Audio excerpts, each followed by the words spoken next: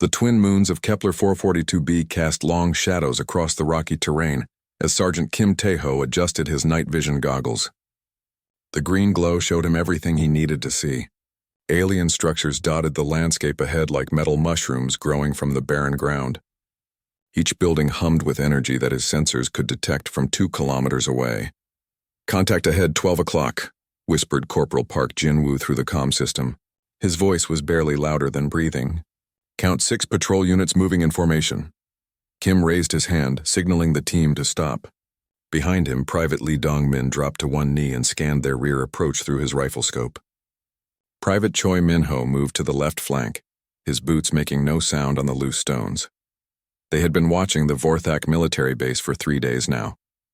The aliens thought they were safe on this remote moon, far from the main shipping lanes. They were wrong. Earth's Green Berets could reach anywhere in the galaxy if the mission required it. The Vorthak Empire had been pushing into human space for months. Their ships appeared at colony worlds and demanded surrender. Most planets had no choice but to comply. The aliens had better weapons and more ships than any single human world could handle. But they had made one mistake. They assumed humans would fight like they did, planet by planet, system by system. Kim studied the alien patrol through his binoculars. The Vorthak looked like giant insects walking upright. Their exoskeletons gleamed purple-black under the moonlight. Each one carried an energy rifle that could punch through standard body armor like paper. But they moved in predictable patterns and never looked up. "Sir, we have solid intelligence on their fleet positions," Park reported quietly. 3 heavy cruisers in orbit, approximately 40 smaller vessels. Main command center is in that pyramid structure at grid reference 77 Alpha. Kim nodded. This information would help the Earth Navy plan their next moves. The Vorthak thought they controlled this system, but they had no idea human forces were already planning counterstrikes across a dozen worlds. Lee's voice came through the comm with urgency. "Movement behind us. Multiple contacts approaching from the south ridge." Kim felt his stomach tighten. They had approached from the south. No one should be there unless something had gone very wrong. "How many?" Kim asked. "At least 20. They're not trying to hide." Kim made a quick decision. "Pack it up. We're leaving now. Same route we came in."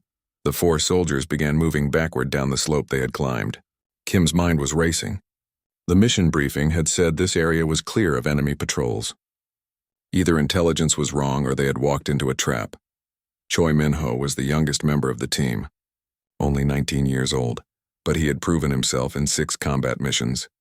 Now his face showed concern as he monitored their escape route. "Sir, they're moving to cut us off," Choi reported. "At least 30 contacts now coming from multiple directions." Park checked his weapon and ammunition. "We've got about 2 hours of heavy fighting in our packs. After that, we'll be throwing rocks." The first energy blast lit up the night sky above their heads. Kim felt the heat wash over his back as the alien weapon carved a groove in the stone beside him. "Contact! Contact! We are under fire!" Kim shouted into his radio. But only static came back. The Vorthak were jamming all communications. Lee dropped behind a boulder and returned fire with his assault rifle. The bullets sparked off alien armor but seemed to do little damage. "These things are tough." "Standard rounds aren't working." Kim pulled out his armor-piercing rounds and loaded a fresh magazine. "Switch to AP ammo. Aim for joints and optical sensors." The 4 humans found themselves surrounded on 3 sides with only a narrow canyon behind them. Kim realized this was exactly where the enemy wanted them. The Vorthak had herded them like animals into a killing ground. "They knew we were coming," Park said as he fired controlled bursts at the advancing aliens. "Someone gave them our mission details." Kim's mind went to the intelligence officer who had briefed them. Colonel Martinez had seemed nervous during the briefing, more nervous than usual for a standard reconnaissance mission. More energy blasts filled the air around them. The aliens were advancing in perfect formation, using their superior numbers to overwhelm human defensive positions. Kim counted at least 50 enemy soldiers now. "Choi, you're our fastest runner," Kim ordered. "There's a gap in their line at 8 o'clock. Take the mission data and get back to base." "That's an order." "Sir, I won't leave you here," Choi protested. "That wasn't a request, Private. Someone needs to report what happened here. Move." Choi hesitated for a moment, then grabbed the data recorder from Kim's pack. He sprinted toward the gap in the enemy line as his 3 teammates provided covering fire. Kim watched the young soldier disappear into the darkness between 2 large rocks. At least one of them would make it home. The return fire was getting heavier now. Lee took a hit to his shoulder and dropped behind cover, blood seeping through his uniform. "I'm okay," Lee said. But his face was pale, just a graze. Park's rifle clicked empty. He reached for a new magazine but found only one left. "Running low on ammo, sir." Kim looked at their situation. They were outnumbered 20-1. Their communications were jammed. Their extraction point was 2 kilometers away through enemy territory. But they were Green Berets. They had trained for situations exactly like this. "We make them pay for every meter," Kim said. "Earth is counting on us." The alien commander's voice echoed across the canyon in broken English. "Human soldiers, you are surrounded. Surrender now and you will be treated according to military law." Kim had read the intelligence reports about Vorthak prison camps. The aliens had very different ideas about military law than humans did. "What do you think, sir?" Park asked. Kim chambered his last armor-piercing round. "I think they picked the wrong planet to mess with." The final assault began as 50 Vorthak soldiers rushed their position from all directions. Kim, Park, and Lee fought with everything they had, but the odds were impossible. When the smoke cleared, 3 human soldiers lay unconscious in the alien commander's hands. The trap had worked perfectly. Commander Grixtall looked down at his prisoners and smiled. These humans would serve as an excellent example to their species. Commander Grixtall stood in his command chamber watching the 3 human prisoners through reinforced glass. The aliens had stripped them of their equipment and bound their hands with energy restraints. Kim Tae-ho sat upright despite his wounds while Park Jin-woo and Lee Dong-min flanked him on either side. The Vorthak commander had studied human military structure for years. He knew these Green Berets were among Earth's finest soldiers. That made them perfect for his plan. "Bring me the communications specialist," Grixtall ordered his aide. "We will send a message that all humans will remember." Within hours, Vorthak technicians had taken control of every human communication satellite in the sector. Emergency broadcasts interrupted regular programming on Earth and all its colonies. Families eating dinner suddenly saw alien faces on their screens. Grixtall appeared before billions of human viewers. His insect-like features were made more terrifying by the translation device that made his clicks and buzzes sound like words. "People of Earth," he began. "Your soldiers have violated Vorthak territory. Today you will see what happens to those who oppose our empire." The camera moved to show Kim, Park, and Lee tied to metal posts in the center of a large chamber. Hundreds of Vorthak soldiers surrounded them, creating an amphitheater of alien observers.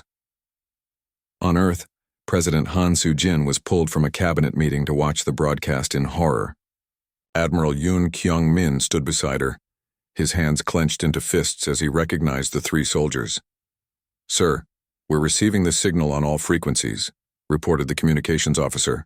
"They've overridden our entire network." In homes across human space, parents covered their children's eyes. But many kept watching, unable to look away from what was happening to their defenders.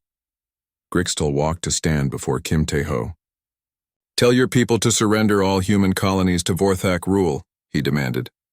"Speak now and your death will be quick." Kim looked directly into the camera.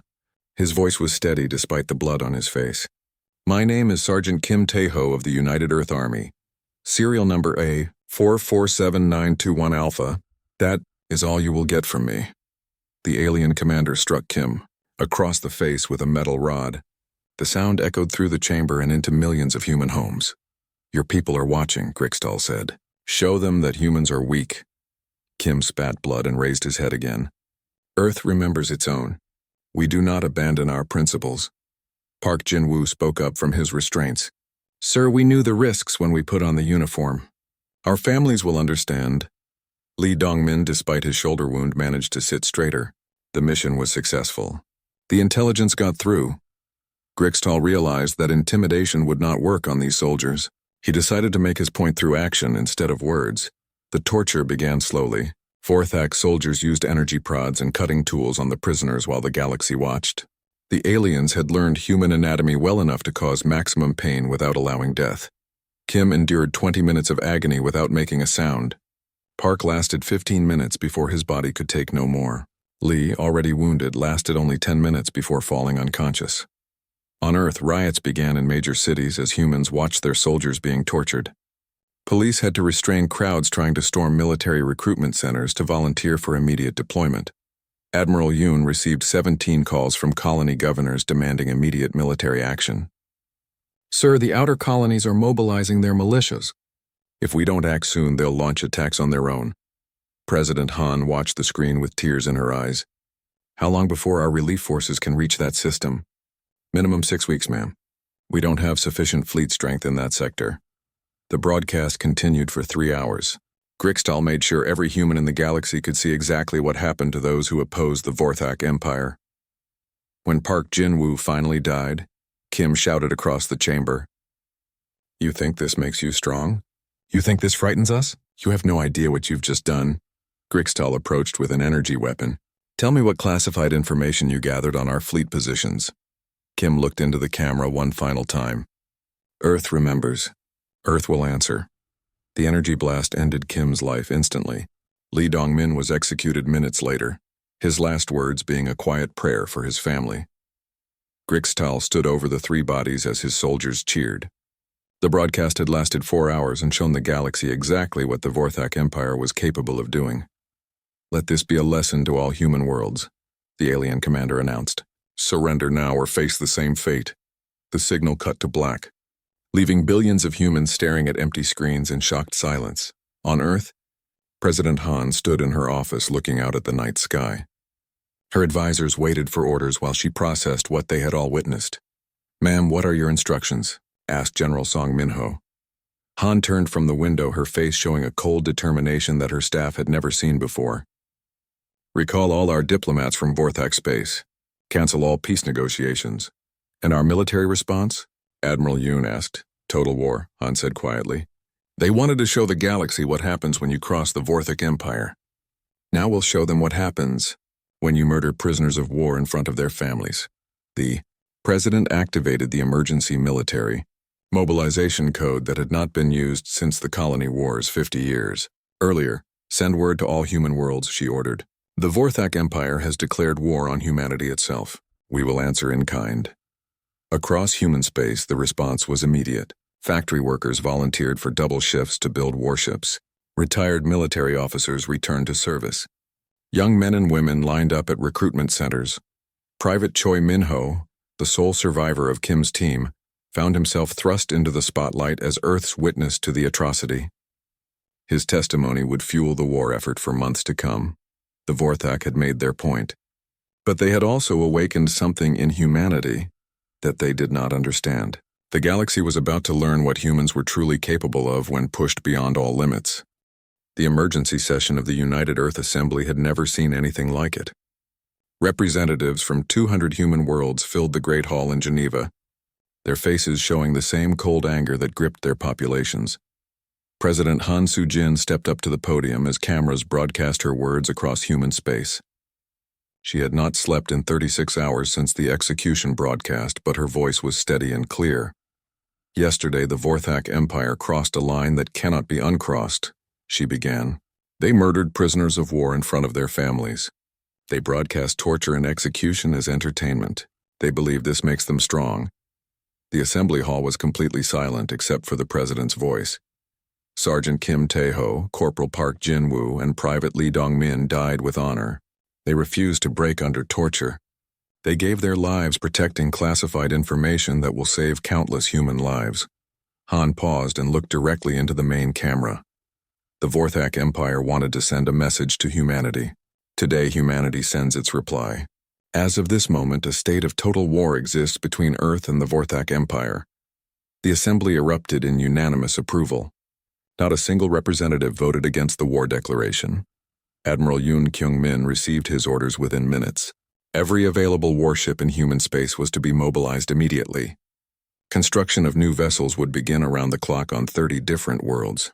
"Sir, we're looking at the largest military buildup in human history," reported Captain Nam Ji-hoon, the admiral's aide. "The civilian sector is converting faster than our logistics can handle." Yoon studied the fleet deployment charts. "How long before we can launch the first strikes?" "Conservative estimate says 6 weeks for full mobilization. But we could begin limited operations in 2 weeks with existing forces. Make it happen. The families of those soldiers deserve justice, and they're going to get it." Dr. Oh Hai-jin was working in her laboratory when the call came. As Earth's leading expert on alien biology, she suddenly found herself at the center of the war effort. Dr. Oh, we need everything you can tell us about Vorthak weaknesses, said General Song Minho over the video link. Biological, technological, psychological. Anything that gives us an advantage. Oh had studied captured Vorthak equipment for 3 years. Now that research would serve a darker purpose. Their exoskeletons are tough, but they're vulnerable to certain frequency vibrations, she explained. Their technology depends on organic computers that can be disrupted by specific electromagnetic pulses. Can you weaponize any of this? Give me a research team and unlimited funding. I'll give you weapons they've never seen before. Private Choi Min-ho found himself in a hospital bed surrounded by intelligence officers. As the only witness to the ambush, his testimony was crucial for understanding how the mission had been compromised. Tell us again about the intelligence briefing, requested Colonel Kang Hyun-woo. Every detail you can remember. Choi closed his eyes and relived that day. Colonel Martinez seemed nervous, more nervous than usual. He kept checking his watch and looking at the door. Did he provide the mission route? Yes, sir. He gave us the approach path and the patrol schedules. Said the area would be clear for 48 hours. Kang made notes on his tablet. We're investigating Colonel Martinez now. If he betrayed your team, he'll face justice along with the aliens. Across human space, the response was overwhelming. On New Sol, factory workers volunteered for 18-hour shifts building missile components. On Nova Terra, retired veterans came out of retirement to train new recruits. The human spirit that had carried the species to the stars was now focused on war. The planet Harmony had been known for its peaceful artists and philosophers. Now those same artists were painting recruitment posters while the philosophers debated the ethics of total warfare against an enemy that recognized no moral limits. They showed us what they are, said Professor Kim Soo-min during a broadcast debate. Now we must show them what we are. Not monsters like them, but humans who will fight for our principles. President Han met with her military advisors in the secure bunker beneath the capital. Intelligence reports covered every surface, showing Vorthak fleet, positions, and military capabilities. They have superior technology but inferior numbers, reported Admiral Yoon. Our analysis shows they control about 40 star systems with approximately 800 military vessels. What do we have to match against that? Han asked. Currently 300 frontline warships with another 200 in various stages of construction, but our industrial capacity is growing every day. General Song pointed to the star charts. The key is that they're spread thin across a large territory. If we can concentrate our forces and hit them where they're weakest, we can even the odds. Han studied the charts showing human and Vorthak positions. What about their homeworld? Deep in their territory, heavily defended. We'd need to fight through their entire fleet to reach it. Then that's exactly what we'll do. But first, we make them pay for what they did to our soldiers. Dr. O's research team was making rapid progress. Working with captured alien equipment, they had identified several critical vulnerabilities in Vorthak technology. Their ships used biological computer systems, O explained to the Weapons Development Committee. If we can introduce the right virus into their networks, we can disable entire fleets. How do we deliver such a virus? Through their own communication systems. Every time they intercept our signals, they risk infection.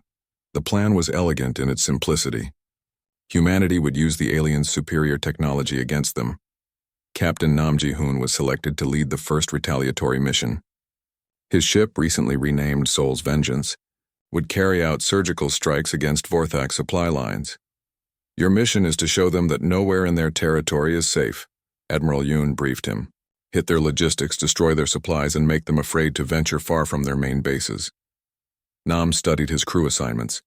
Every officer had volunteered for the mission, knowing it would be dangerous. Sir, what are our rules of engagement? Military targets only. We're not like them. We don't murder civilians or torture prisoners. But any Vorthak military installation is fair game.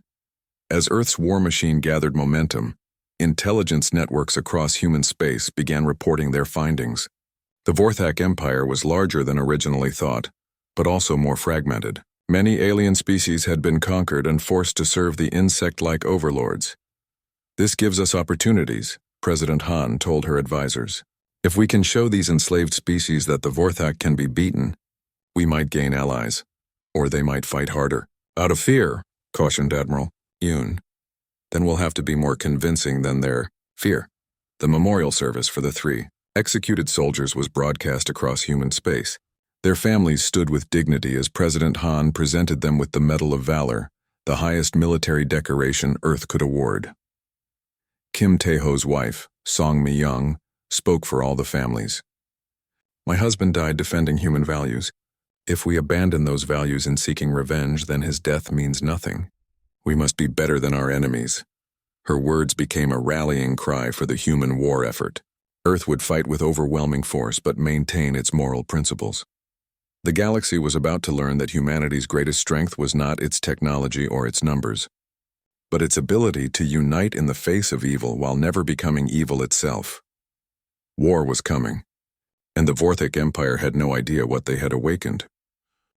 Captain Nam Ji-hoon stood on the bridge of Seoul's Vengeance as it slipped through hyperspace toward Vorthak territory. His crew of 60 volunteers had trained for this mission for 2 weeks, learning every detail of alien ship design and defensive patterns. Dropping to normal space in 30 seconds, reported Lieutenant Park Soo-jin from the navigation station. All stealth systems active. The ship emerged from hyperspace at the edge of the Kepler 438 system, where intelligence reported a major Vorthak supply convoy was scheduled to arrive. Nam's orders were simple: destroy enemy logistics and make them afraid to travel their own space. Contact on sensors, announced Ensign Lee Min-seo. 3 heavy transports with escort vessels approaching from the Galactic north. Nam studied the tactical display. 6 enemy ships total, including 2 warships that outgunned his destroyer individually, but they weren't expecting trouble in their own territory. Weapons, prepare torpedo spread. Target the escorts first, then the transports. The Seoul's Vengeance fired 6 torpedoes in rapid succession before the aliens even knew they were under attack. 2 Vorthak escort ships exploded instantly, their crews never seeing the weapons that killed them. The remaining escort tried to run, but human ships were faster than their alien counterparts. Nam's gunners destroyed it with precise laser fire before turning their attention to the supply vessels. "Sir, we're detecting distress signals from the transports," reported the communications officer. "Let them broadcast," Nam replied coldly. "I want every Vorthak commander to know what happened here." The 3 supply ships died in flames, taking with them weapons and equipment meant for 6 different military bases. The entire engagement lasted less than 10 minutes. "Set course for the Proxima relay station," Nam ordered. "We have 4 more targets on today's list." Meanwhile, on Earth, Colonel Baek So-young was briefing her special operations team about Project Ghostwalker. 50 volunteers had been selected for the most dangerous mission in human history. Your targets are the Vorthak commanders who participated in the execution. Broadcast, she explained to the assembled soldiers. "We have their identities and locations thanks to intelligence analysis of the video." The powered armor suits looked like something from science fiction. Each one cost more than a battleship and could operate in any environment from deep space to underwater combat. "These suits will make you invisible to their sensors and strong enough to tear through their armor with your bare hands," Beck continued. "But remember, this is an assassination mission, not a war crime. Military targets only." Sergeant Yoon Taek-young raised his hand. "Colonel, what if we encounter civilians?" "You protect them. We're better than the aliens, and we'll prove it by our actions." The Ghostwalker teams deployed to 12 different worlds simultaneously. Their mission was psychological as much as military. Make the enemy commanders afraid to sleep at night. Commander Grixtal was reviewing reports in his private quarters when the lights went out. Emergency power kicked in a moment later, casting red shadows across the room. "Security to Commander's quarters," he spoke into his communication device. But only static came back. Something moved in the darkness beyond his door. Grixtal reached for his sidearm and found his weapon missing from its holster. A human voice spoke from the shadows. "Looking for this?" Sergeant Yoon stepped into view, holding the alien's energy pistol. His powered armor made him look like a machine of war. "You broadcast the execution of our soldiers to the galaxy," Yoon said in perfect Vorthak language. "Did you think there would be no consequences?" Grixtal tried to activate his personal shield, but the device had been disabled. "How did you get past my guards?" "What guards?" Yoon asked. "The ones in the corridor?" They won't be bothering anyone again. The alien commander realized he was going to die, but instead of begging, he tried to sound defiant. Kill me then. It won't bring back your dead soldiers. No, but it will make sure you never torture anyone again. Yoon's armor-enhanced fist punched through the alien's chest plate as easily as breaking glass. Grixtal died instantly, his eyes wide with shock. Across the galaxy, similar scenes played out as Ghostwalker teams eliminated their targets. Each assassination was broadcast on local networks, showing alien populations that their commanders were not safe anywhere. Dr. Oh Hyejin was making breakthrough discoveries in her expanded laboratory. With unlimited resources and a team of 200 researchers, she had developed weapons specifically designed to exploit Vorthak biology. The virus is ready for deployment, she reported to Admiral Yoon during their daily briefing. Once it enters their computer networks, it will spread through their entire fleet within hours. What exactly will it do to their systems? Complete shutdown of all biological computers. Their ships will be dead in space, unable to move, communicate, or fire weapons. Any way they can defend against it? Not unless they abandon their technology and start over with purely mechanical systems. It would set them back 50 years. Admiral Yoon smiled grimly. Deploy it immediately. The virus was transmitted during the next Vorthak attempt to intercept human communications. As Dr. Oh had predicted, it spread through their networks like wildfire. Within 6 hours, half the Vorthak fleet was floating helplessly in space. Emergency repairs could restore basic life support, but their advanced weapons and propulsion systems remained offline.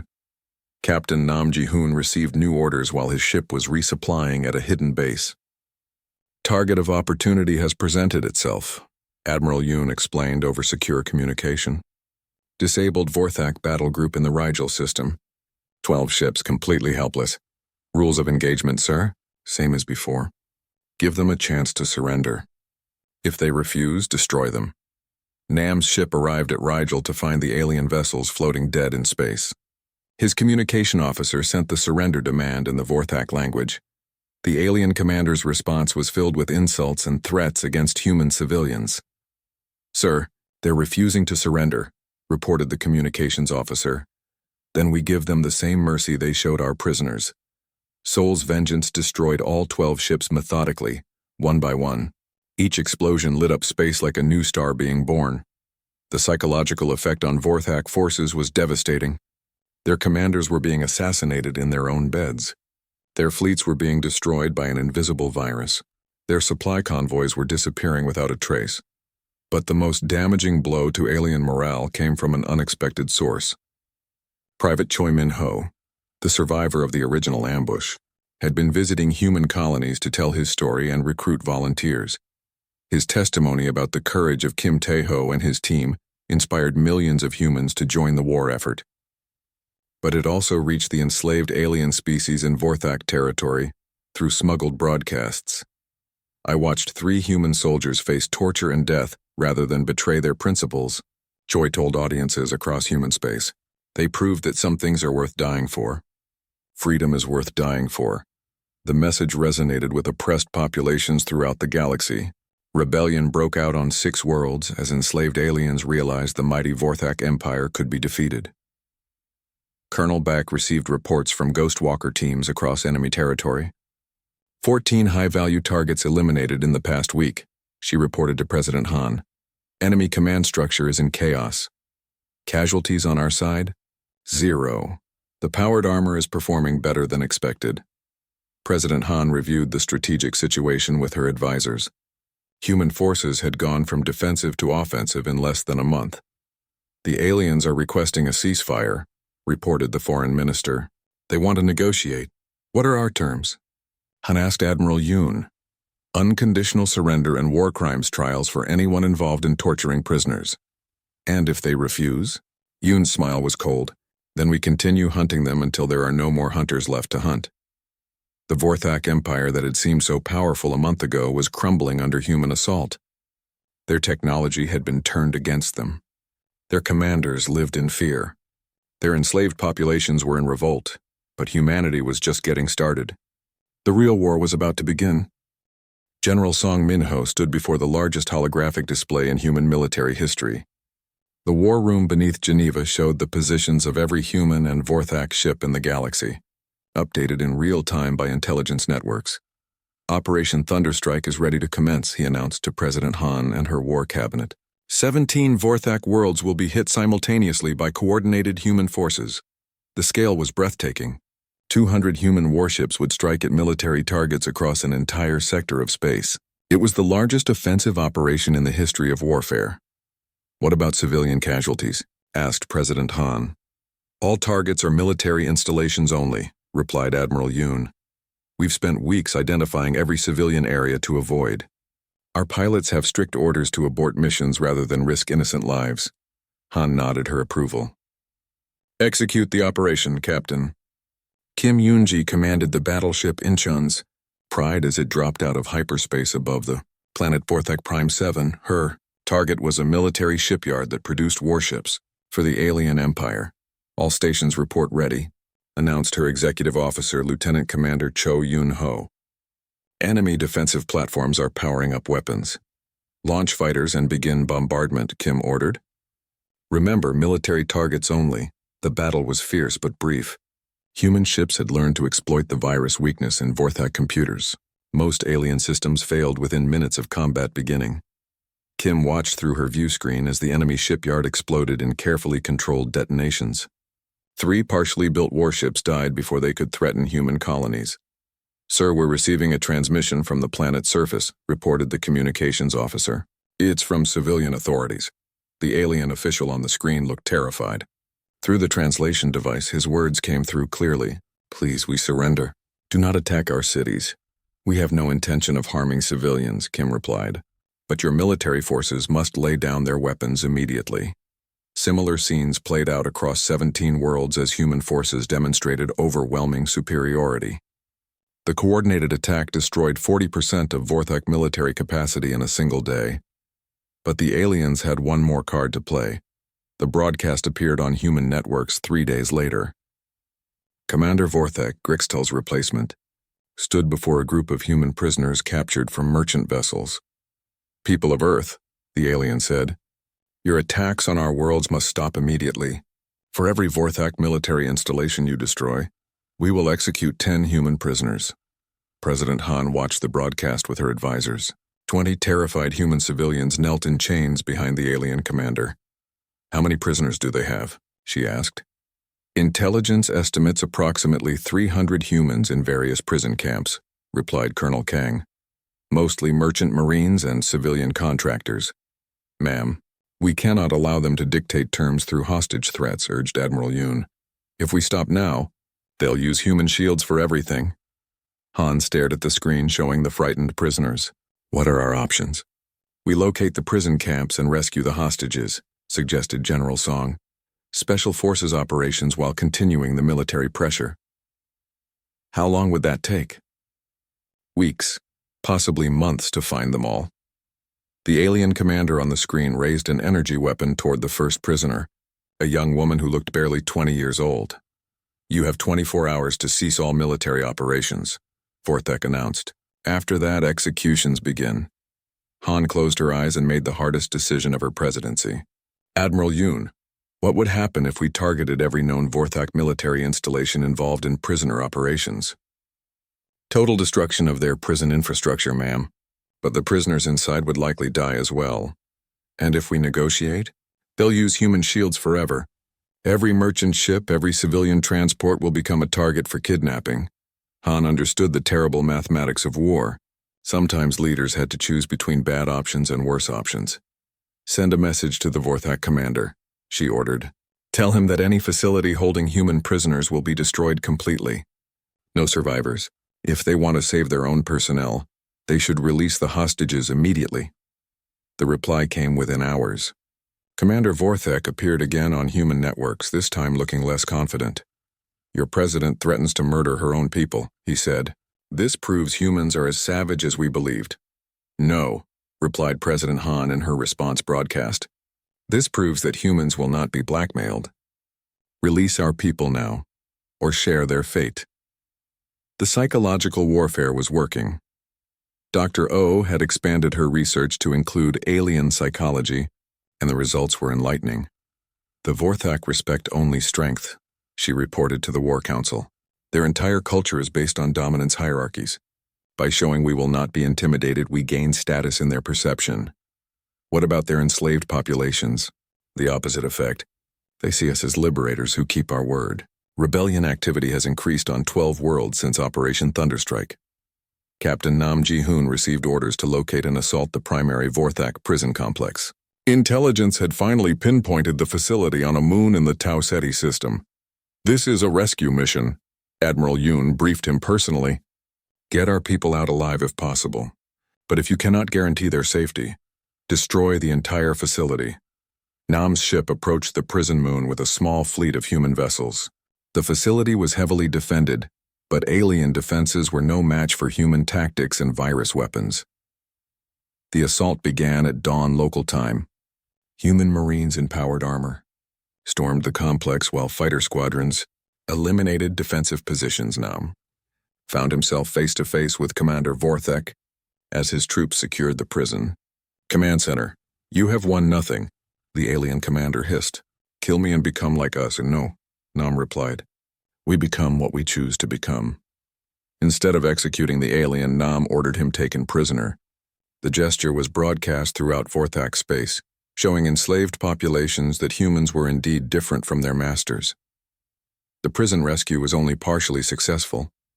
Half the human captives were saved, but others had been moved to unknown locations. President Han faced the cameras with a heavy heart. Today we saved 150 of our people, she announced. We mourn the others who remain in captivity. But we will not stop until every human prisoner is free or their captors are dead. The war entered a new phase as human forces began systematically destroying Vorthak military capability. No facility was safe from attack. No commander could sleep peacefully. Colonel Beck's Ghostwalker teams had eliminated so many alien officers that the enemy military chain of command was breaking down. Junior officers refused promotion, knowing it made them targets for assassination. Sir, we're receiving surrender offers from individual Vorthak commanders, reported the intelligence liaison. 12 separate military leaders want to negotiate local ceasefires. General Song studied the tactical reports. What do they offer? Release of human prisoners in exchange for safe passage to neutral space. Recommendation? Accept the offers. Every prisoner saved is worth more than destroying a few more ships. President Han approved the local agreements, but made it clear that the war would continue until the Vorthak Empire surrendered completely. The aliens made one final, desperate move. A fleet of 50 warships departed Vorthak space, heading directly for Earth. Their intention was clear: strike at the human homeworld and force a negotiated peace. Admiral Yoon received the intelligence report with grim satisfaction. They're coming to us, perfect. Sir, 50 ships is a substantial force, warned his aide. Yes, but they'll arrive one at a time over several days due to hyperspace variations. We'll destroy them piecemeal as they emerge. The Battle of Earth lasted a week. Vorthak ships arrived in small groups and were systematically destroyed by waiting human fleets. Not one alien vessel reached the inner system. The psychological impact on the Vorthak Empire was devastating. Their elite fleet had been wiped out within sight of the human homeworld. Their military power was broken. Rebellions erupted on half the worlds in Vorthak space as enslaved populations realized their oppressors were finished. President Han received a formal surrender request from the surviving Vorthak leadership. The war that had begun with the torture of 3 soldiers was ending with the collapse of an empire, but humanity was not finished. Justice still needed to be served. The courtroom in The Hague had been rebuilt specifically for this trial. Representatives from 40 different species filled the gallery, all eager to witness justice being served against the Vorthak Empire. Commander Vorthak sat in the defendant's chair, his alien features showing no emotion as the charges were read. Behind him, 23 other Vorthak officers waited their turn to face judgment. President Han Soo-jin opened the proceedings with words that would be remembered throughout galactic history. Today we demonstrate that the rule of law applies to all sentient beings, she declared. No species, no matter how powerful, is above the basic principles of civilized conduct. Judge Park Kyung-ho, a veteran of 30 years in international law, presided over the tribunal. Commander Vorthak, You stand accused of war crimes, including the torture and execution of prisoners of war. How do you plead? Through his translation device, the alien's response was defiant. I acted according to Vorthak military law. Your human concepts of justice do not apply to superior species. The prosecutor, Attorney General Kim Won-sik, presented hours of evidence. Video recordings of the executions, testimony from survivors, and documentation of systematic abuse in prison camps. Private Choi Min-ho took the witness stand to describe the ambush and capture of his teammates. Now promoted to sergeant, he spoke with the authority of someone who had seen the worst of war. Sergeant Kim Tae-ho could have saved himself by revealing classified information, Choi testified. Instead, he chose death with honor. Corporal Park Jin-woo and Private Lee Dong-min made the same choice. They died as heroes. The defense attorney, appointed by the court to ensure a fair trial, argued that the defendants were following orders from their military hierarchy. War is ugly, the lawyer conceded, but these officers were acting within their understanding of proper conduct. Judge Park was not impressed. The laws of war exist precisely to prevent such atrocities. Ignorance is not a defense for torture and murder. The trial lasted 3 weeks. With testimony from dozens of witnesses and experts, Dr. Oh Hee-jin explained how her research had helped defeat the Vorthak military machine. We could have developed biological weapons to kill their entire species, Dr. Oh testified. Instead, we chose to target only their military technology. This shows the fundamental difference between human and Vorthak approaches to warfare. Captain Nam Ji-hoon described the prison rescue operations and the condition of human prisoners found in alien facilities. They were starved, tortured, and used for medical experiments, he reported. Many had been driven insane by months of abuse. The lucky ones died quickly. Admiral Yoon presented the strategic overview of the war, explaining how human forces had deliberately avoided civilian targets despite having the capability to destroy entire planets. When we could have ended this war in days by targeting their population centers, the admiral stated. We chose the harder path because it was the right path. The most dramatic moment came when Song Mi-young, widow of Sergeant Kim Tae-ho, addressed the court directly. My husband died believing that humans are better than our enemies, she said, looking directly at Commander Vorthak. Today we prove he was right. We give you the fair trial you denied him. The verdict was unanimous. Commander Vorthak and 18 other defendants were found guilty of war crimes and sentenced to life imprisonment. 5 junior officers received lesser sentences after showing genuine remorse. President Han announced the sentence to the galaxy. Justice has been served. But justice without mercy is merely revenge. The convicted officers will serve their sentences in facilities that meet all standards for humane treatment. The Vorthak Empire formally surrendered 3 days after the trial concluded. The peace treaty required massive reparations and the establishment of democratic governments on all former Vorthak worlds. Emperor Krixthak, the supreme ruler of the Vorthak Empire, signed the surrender documents in person. His once mighty empire was reduced to a single star system under human supervision. The age of Vorthak dominance is over, President Han declared during the signing ceremony. The age of galactic law and order begins today. The treaty included provisions for the care of war victims and the establishment of an international court to prevent future atrocities. 40 species signed as founding members of the new Galactic Justice Alliance. General Song Min-ho was appointed as military governor of the former Vorthak territories. His first act was to release all political prisoners and establish refugee assistance programs. We came as conquerors, he announced to the liberated populations. We remain as protectors until you can govern yourselves. The reconstruction of the devastated worlds took years, but Human Engineering Corps worked alongside former slaves to rebuild better societies than had existed under Vorthak rule. Dr. Oh shifted her research from weapons development to medical assistance, using her knowledge of alien biology to help heal the victims of Vorthak experiments. Science should serve life, not destroy it, she explained to her new team of researchers. We have the chance to heal the wounds of this war. Colonel Bayek disbanded the Ghostwalker program, though the powered armor technology was retained for defensive purposes. The war is over, she told her former commandos. Now we serve peace instead of vengeance. 5 years after the war ended, the Kim Tae-ho Military Academy opened its doors on Earth. The Academy trained officers from dozens of species in the principles of honorable warfare and galactic law. Commandant Choi Min-ho, now a colonel, addressed the first graduating class. You are the guardians of galactic peace. Remember always that strength without honor is meaningless. The memorial to the 3 executed soldiers stood in the center of the Academy grounds. Their names were engraved in 40 different languages, ensuring that their sacrifice would never be forgotten. President Han, now in her final term, visited the memorial on the 10th anniversary of their deaths. She placed flowers at the base of the statue depicting Kim Tae-ho, Park Jin-woo, and Lee Dong-min. They died believing in something greater than themselves, she said to the assembled crowd. Because of their sacrifice, the galaxy is a more just place. The Vorthak species had adapted to their new circumstances with surprising grace. Many young Vorthak now served in the Galactic Peace Corps, working to undo the damage caused by their former empire.